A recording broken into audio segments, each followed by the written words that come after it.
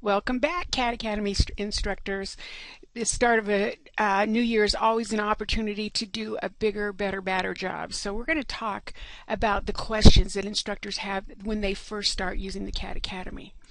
We're going to answer the top 7 questions instead of the top 10. Where do I start? Where are the instructor tools located? How do I learn the software? What is available for assessment and outcomes? Does your program have STEM components and comply with Common Core? I've been teaching for years. Can I use my content? And number 7, what happens if I can't upgrade every year? So where do I start? If you are a new instructor, I would say start at the teacher or the instructor portal. We allow students to log in using your login information. This binder tells you how to get into the instructor portal. It also tells you how to get in the CAD portal and add students so they can download software for use at home as well. But we have some really fun, interesting videos and projects. So I could come over here and I could listen to Introduction to Engineering. I could do a virtual visit to an engineering firm. Then I could watch what I'm going to do in lesson number 1. Then I could actually do it, because that's the tutorial, step-by-step tutorial. These are easy to follow. On the SolidWorks side or the engineering side, we lead to SolidWorks certification level. And on the architecture side, we basically go step by step and learn about the building information model. And both of these are 3D packages, and it's amazing how well students do when you just start directly out in 3D if you'd like. So that would give them interesting projects to start with, and it would be easy on you to get them busy. Where are the instructor tools located?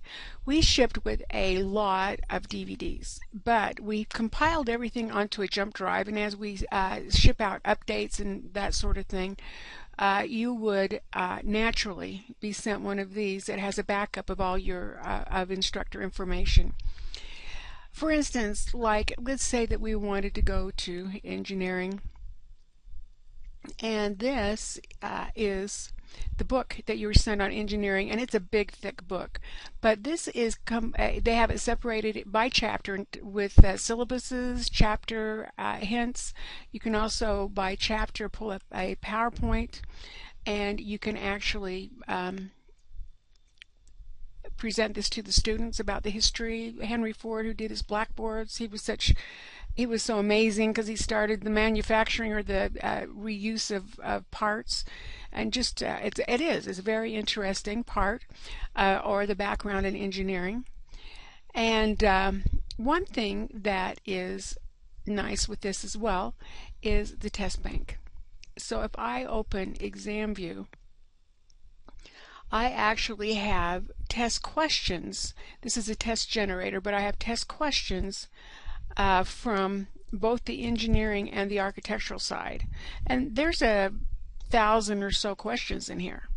So like if I wanted to do an architectural drafting, I could start with chapter number 1, select that, and say I want to do, there's 20 questions. I'm going to say I want to select them all and produce a test.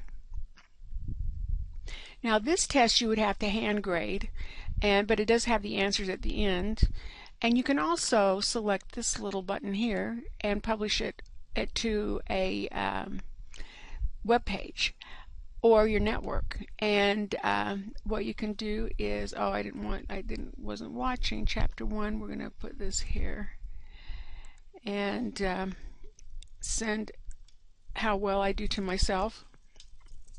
But you would put your instructor information here, and we're going to call it chapter 1. And so now that just made us a test that will email me when the students take the test and get the answers. Let's see if we can go find it. I think I put it on here, and chapter 1. So now the students would put their name, email, and then they go down and they answer these questions, and at the very end grade and submit, and you will get the students' grades, how well they did on the test. Now that is a great way to do and a great use of an assessment tool as well. For instance, if you wanted to, you could do a pre-test before students came in of, let's say, take the whole bank of questions and then save that test and give it to them as they exit the course or after a semester or a quarter, and find out the outcomes, how well they did. How do you learn the software? We do teacher training. We have a wonderful 2-day course right now that we're doing that is hands-on, and that really gives an instructor a good start. And most of them don't have questions on where do I start because they already have been through instructor training. So that would be the best. But if you don't have that opportunity, you can actually learn it off of the instructor portal as well. Okay, we can measure student assessment and outcomes by using the ExamView test bank, the engineering and the architectural question bank, and find out how well they do in our class. We definitely have STEM components, and we do comply with Common Core. We have math because CAD is inherently geometry, but we also show how to use that math in some of our projects. We have structural engineering projects. We have all kinds of things that go into different parts of STEM. And we also comply with Common Core. We have a bank of videos as well that you can find out about all kinds of things, because engineering we learn from our mistakes. So we have some videos on those mistakes, and those are very interesting. But anyway, and with Common Core, we've found some that align with all of our projects, and we've mapped that out for you as well. If you've been teaching for years, you can actually use your own content because you obviously know what you're doing. It's amazing to me right out of high school how many students are so prepared and can actually go to an office and work. But make sure students know enough to pass an apprentice test, which comes from those ADDA questions, or a software certification test, because those are some of the end assessments that we can do with our program. If you can't upgrade every year, that's okay with the CAD Academy, because we have made sure that we have perpetual licenses, which means we might have to give you a serial number once in a while, but you can run the version that you own as long as you need to and upgrade when you can. So it's perpetual license. We're not going to take your software away if you can't afford to upgrade 1 year. If you have additional questions or thought of something that I didn't cover here, you're welcome to email me, Stephanie at thecadstore.com, and I will be glad to get back with you with that.